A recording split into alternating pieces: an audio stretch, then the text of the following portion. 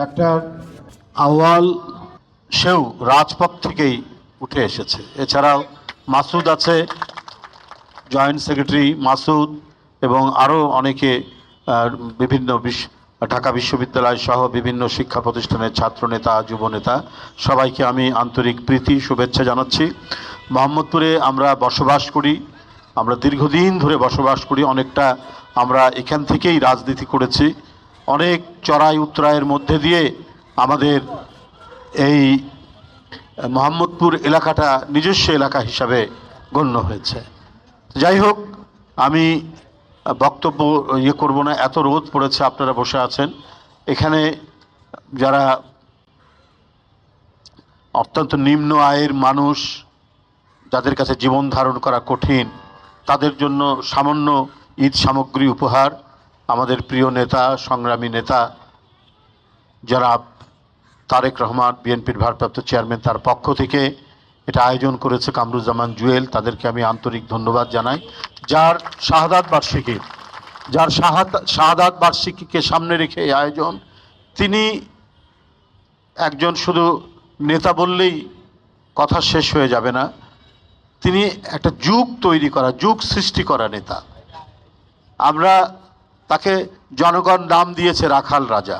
রাখাল যেমন ধান ক্ষেত, বিভিন্ন গ্রামগঞ্জের মধ্যে তাকে চড়ে বেড়াতে হয়, তেমনি শহীদ রাষ্ট্রপতি জিয়াউর রহমান, যার শাহাদাত বার্ষিকী, তিনি এইভাবে মাইলের পর মাইল হেঁটেছেন, জনগণের দুর্দশা উপলব্ধি করেছেন।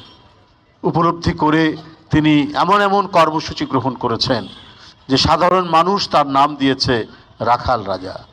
সাধারণ মানুষকে উন্নতির জন্য তার ওই অল্প সময়ের মধ্যেই, ব্যক্তিগতভাবে মানুষ যদি সৎ হয়, ডাইনামিক হয়, গতিশীল হয়, তাহলে অল্প সময়ের মধ্যে একটি জাতির ভাগ্যের পরিবর্তন করা সম্ভব, যেটা জিয়াউর রহমান করেছিলেন।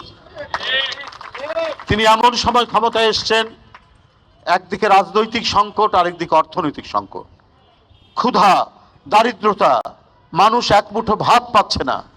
৭৪-এর দুর্ভিক্ষের কথা নিশ্চয়ই আপনারা ভুলে যাননি। এখানে যারা উপস্থিত, তাদের যারা হয়তো বাবা মা বেঁচে আছেন, তারা নিশ্চয়ই সেই ভয়ঙ্কর রূপ দেখেছেন। দুর্ভিক্ষ কিরকম, অনাহার কিরকম, দারিদ্রতা কিরকম। এই সমস্ত বিপর্যস্তকর পরিস্থিতির পরে জিয়াউর রহমান এসছেন। তিনি এগুলো লক্ষ্য করে কি করে খাদ্যের উৎপাদন বৃদ্ধি করতে হবে, কি করে মাছের উৎপাদন বৃদ্ধি করতে হবে, এই কারণে তিনি সারা দেশে খাল কাটলেন। বললেন বর্ষার সময় যে পানি, ওই পানি খালের মধ্যে থাকবে, এখানে মাছ চাষ করা হবে, এদেশের মানুষের পুষ্টির কখনো অভাব হবে না, মাছের কোনোদিন অভাব হবে না। এরপরে তিনি খাদ্য উৎপাদনের জন্য তিনি নানা উদ্যোগ গ্রহণ করেছেন। অল্প সুদে তিনি ব্যাংক থেকে ঋণের ব্যবস্থা করলেন, কৃষি ঋণ। এই ধরনের অনেক পদক্ষেপ তিনি নিয়ে গোটা জাতিকে একটা শক্ত ভিত্তির উপর দাঁড় করিয়েছিলেন বলেই আজও শহীদ রাষ্ট্রপতি জিয়াউর রহমান মানুষের কাছে অত্যন্ত শ্রদ্ধেয়, মানুষের কাছে অত্যন্ত একজন অনুকরণীয় নেতৃত্ব হিসাবে তিনি প্রতিষ্ঠিত হয়েছে। তাকে দেশ এবং বিদেশের আন্তর্জাতিক শক্তি, যারা বাংলাদেশের স্বাধীনতা, সার্বভৌমত্বকে পছন্দ করে না, এই দেশে বহুদলীয় গণতন্ত্র, যেটা বিগত যে দানবীয় প্রধানমন্ত্রী তার বাবা শেখ মুজিবুর রহমান, তিনি পার্লামেন্টের মধ্যে এক কলমের খোঁচায় সমস্ত দল বন্ধ করে দিয়েছিলেন, কথা বলার স্বাধীনতা বন্ধ করে দিয়েছিলেন, মানুষের কণ্ঠের স্বাধীনতা বন্ধ করে দিয়েছিলেন। জিয়াউর রহমান ৭ই নভেম্বরে ক্ষমতা এসছে, তিনি সংবাদপত্র চালু করলেন, মানুষের কথা বলা চালু করলেন, যে কেউ যে কোনো পরিস্থিতিতে যে কোনো দলের তার মত প্রকাশ করতে পারবে, এই স্বাধীনতা জিয়াউর রহমান সৃষ্টি নিশ্চয়তা দিলেন।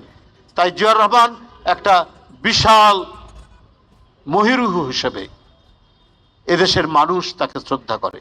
তাকে আন্তর্জাতিক ষড়যন্ত্র হত্যা করা হলো। তিনি কেন নিজের দেশকে নিজের পায়ে দাঁড়াতে চেষ্টা করছেন, তিনি কেন দেশকে স্বাবলম্বী করছেন, তিনি কেন দেশকে গণতন্ত্র দিচ্ছেন। আমরা গণতন্ত্রের নমুনা শেখ হাসিনার আমলে দেখেছি, তার বাপের আমলেও তাই ছিল। এ আইন করে কিছু করে, আইন করেছে, কালো কানুন অনেক করেছে, দেখিয়েছে, কিন্তু মত প্রকাশের স্বাধীনতা ছিল না। যারা কিছুটা মত প্রকাশ করার চেষ্টা করেছেন তাদের ঠাঁই হয়েছে, তাদের ঠিকানা হয়েছে কারাগারে।